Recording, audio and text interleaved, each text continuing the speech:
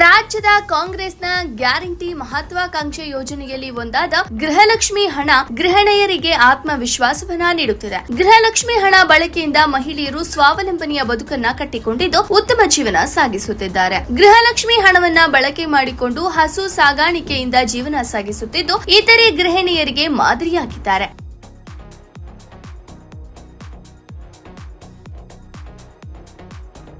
ಯಾವ ಊರು, ಯಾರು ಆ ಮಹಿಳೆ ಅಂತೀರಾ? ಚಳ್ಳಕೆರೆ ತಾಲೂಕಿನ ಕೊರಡಿಹಳ್ಳಿಯ ಕವಿತಾ ಎನ್ನುವ ಮಹಿಳೆ 18 ತಿಂಗಳ ಗೃಹಲಕ್ಷ್ಮಿ ಹಣವನ್ನ ಕ್ರೋಢೀಕರಿಸಿಕೊಂಡು ಆ ಹಣವನ್ನ ಬಳಕೆ ಮಾಡಿಕೊಂಡು ಹಸು ಖರೀದಿ ಮಾಡಿ ಹೈನುಗಾರಿಕೆಯಿಂದ ಬರುವ ಹಣವನ್ನ ಮಕ್ಕಳ ವಿದ್ಯಾಭ್ಯಾಸಕ್ಕೆ ದಿನನಿತ್ಯದ ಖರ್ಚಿಗೆ ಬಳಕೆ ಮಾಡಿಕೊಂಡು ಉತ್ತಮ ಜೀವನ ಸಾಗಿಸುತ್ತಿದ್ದಾರೆ.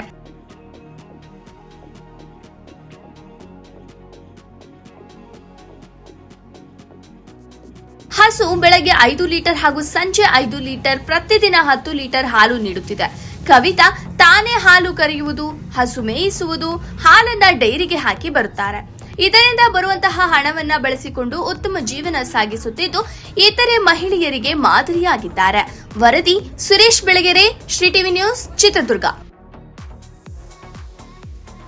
ಈಗ ಸರ್ಕಾರದಿಂದ ಗೃಹಲಕ್ಷ್ಮಿ ಹಣ ಬರ್ತಿದೆ ಅಂತ ಕೇಳ್ಕೊತೀವಿ. ಮಹಿಳೆಗೆ ಯಾವ ರೀತಿ ಅದೊಂದು ಉಪಯೋಗ ಆಗ್ತಿದೆ ನಿಮಗೆ? ಗೃಹಲಕ್ಷ್ಮಿ ದುಡ್ಡು 18 ತಿಂಗಳು ಸೇವ್ ಮಾಡಿ ಹಸು ತಗೊಂಡಿದ್ದೀವಿ ಸರ್. ಅದು ಮನೆಗೆ ದಿನ ಬೆಳಗ್ಗೆ 5 ಸಾಯಂಕಾಲ 5 ಲೀಟ್ರ್ ಹಾಲು ಕೊಡುತ್ತೆ. ಹಾಲು ಕರೆದು ಡೈರಿಗೆ ಹಾಕ್ತೀವಿ. ಬಂದಿದ್ದ ದುಡ್ಡು ಹುಡುಗರಿಗೆ ಓದೋಕ್ಕೆ ಮತ್ತು ಮನೆ ಖರ್ಚಿಗೆ ಬಳಸ್ಕೊತೀವಿ ಸರ್.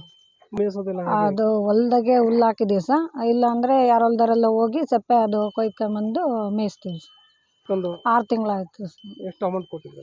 Amount 34,000 sir. ಮತ್ತು ಇವತ್ತು ಗೃಹಲಕ್ಷ್ಮಿ ಹಣ ಯಾವ ರೀತಿ ನಿಮ್ಗೊಂದು ಉಪಯೋಗ ಆಗ್ತದೆ?